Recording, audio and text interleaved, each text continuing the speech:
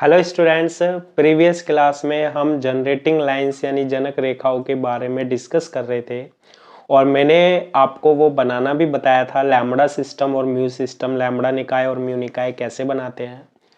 फिर आज हम बात करने वाले हैं प्रॉपर्टीज ऑफ जनरेटिंग लाइंस, जनक रेखाओं के गुणधर्म के बारे में। तो देखो, पहली जो प्रॉपर्टीज है, पहला जो गुणधर्म है वो है अति परवलज के एक ही निकाय के दो जनक अप्रतिच्छेदी होते हैं। No two generators of the same system of a hyperboloid of one sheet intersect. ठीक है, मीन्स हमारे पास जो दो जनरेटर्स होते हैं, दो जनक होते हैं एक ही सिस्टम के, एक ही निकाय के, वो इंटरसेक्ट नहीं करते हैं, प्रतिच्छेद नहीं करते हैं। तो इस चीज को हम यहां पर कैसे प्रूव करेंगे वो ही आपको देखना है। देखो, सबसे पहले एक ही निकाय की बात कर रहा है, एक ही सिस्टम की बात कर रहा है, सेम सिस्टम की।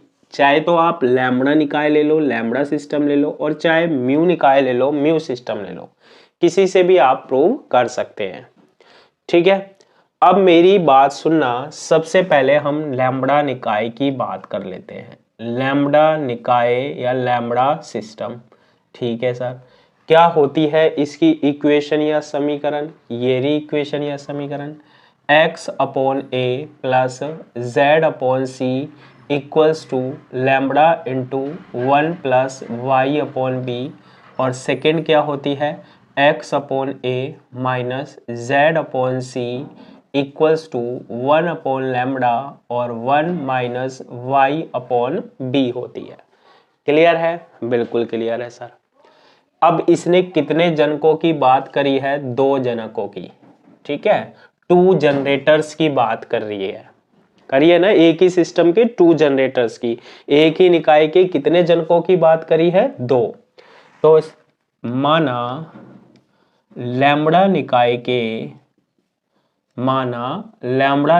के दो जनक लैम्बडा 1 व लैम्बडा 2 है। let two generators of lambda system are lambda 1 and lambda 2। Clear है ये वाली बात? तो बताओ इन इक्वेशंस को हम कैसे लिख सकते हैं। सबसे पहले हम लैम्बडा 1 के लिए लिखें, क्या बनेगा, x upon a plus z upon c equals to lambda 1 plus y upon b बनेगा, और x upon a minus z upon c equals to 1 upon lambda 1 minus y upon b बनेगा। इसे हम डिनोट करते हैं इक्वेशन ए से, समीकरण ए से, और इसे देते हैं इक्वेशन नंबर 1 और इसे देते हैं इक्वेशन नंबर 2। दूसरा जनरेटर या जनक मैंने क्या मान लिया, क्या सपोज कर लिया, लैम्बडा 2। लैम्बडा 2 के लिए इक्वेशन क्या बनेगी, x upon a plus z upon c equals to, अब लैम्बडा 2 ले लेंगे, 1 प्लस वाई अपॉन बी। इसे मैं देता हूं इक्वेशन नंबर 3।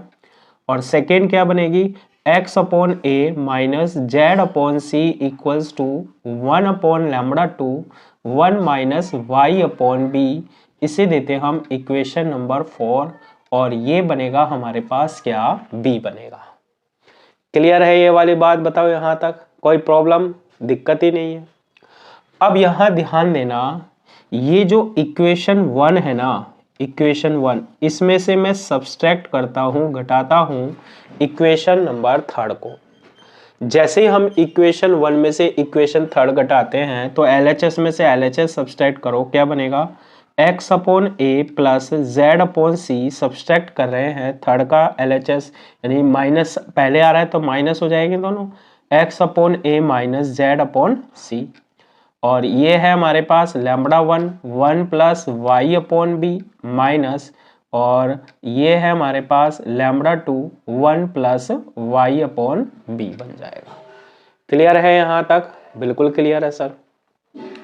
अब इन्हें हम सोल्व कर लें, x अपॉन ए से x upon a cancel, z upon c से z अपॉन सी कैंसिल, तो ये तो हो गया 0 lambda 1 plus lambda 1 y upon b हो जाएगा।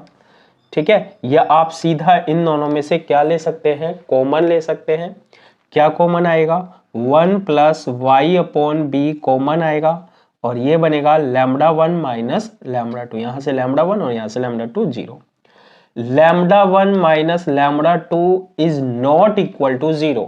लैम्बडा 1 और माइनस लैम्बडा 2 को हम 0 के इक्वल नहीं कर सकते। अगर आपने इसको 0 के इक्वल कर दिया तो लैम्बडा 1 किसके इक्वल आ जाएगा, लैम्बडा 2 के।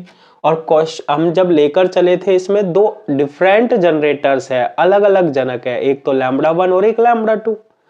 तो लैम्बडा 1 लैम्बडा 2 के इक्वल है ही नहीं, तो ये तो 0 के इक्वल हो ही नहीं सकता। तो फिर 0 के इक्वल कौन होगा, 1 प्लस वाई अपॉन बी होगा। इसको हम सोल्व करते हैं, y अपॉन बी की वैल्यू -1 होगी, तो y की जो वैल्यू आएगी वो माइनस कितनी आ जाएगी, b आ जाएगी। ठीक है, अब देखो इक्वेशन सेकंड में से हम इक्वेशन 4 को भी सब्सट्रैक्ट कर देते हैं, घटा देते हैं। सेकंड ये है x upon a minus z upon सी में से सब्सट्रैक्ट किया LHS, तो ये प्लस का है तो माइनस का हो जाएगा और माइनस वाला प्लस का हो जाएगा। और 1 upon lambda 1 minus y upon b में से सब्सट्रैक्ट कर दिया 1 upon lambda 2 1 minus y upon क्या, बी हो जाएगा। अब x अपॉन ए से x upon a cancel, z upon c से z अपॉन सी कैंसिल, तो 0 इक्वल्स टू दोनों में से 1 minus y upon b common आ रहा है और ये बनेगा 1 upon lambda 1 minus 1 upon lambda 2। 1 upon lambda 1 minus 1 upon lambda 2 0 नहीं हो सकता। अगर ये 0 के इक्वल हो गया ना तो लैम्बडा 1 किसके इक्वल आ जाएगा, लैम्बडा 2 के, जो पॉसिबल नहीं है क्योंकि दोनों डिफरेंट है। तो 0 के इक्वल कौन होगा, 1 minus y upon b equals to 0। तो 1 equals to y upon b और y की वैल्यू यहां से कितनी मिल रही है, हमें b मिल रही है। एक तो y की वैल्यू b मिल रही है, एक y की वैल्यू -b मिल रही है। अगर जनरेटिंग लाइंस जनक रेखा इंटरसेक्ट कर रही होती, प्रतिच्छेद कर रही होती, तो ध्यान देना जो हमारे पास y की वैल्यू होती ना, एक पॉइंट पर मिल रही है नहीं मिल रही है, बताओ, मिल रही है, तो y की वैल्यू सेम आ रही होती। y की वैल्यू क्या आ रही होती, सेम आ रही होती। लेकिन यहाँ y की डिफरेंट वैल्यू आ रही है, अलग अलग मान आ रहे हैं। इसलिए ये ध्यान देना जो दो जनक होते हैं, दो जनरेटर्स होते हैं, वो अप्रतिच्छेदी होते हैं, यानी इंटरसेक्ट नहीं करते हैं। इस तरीके से हम इसे प्रूव कर सकते हैं।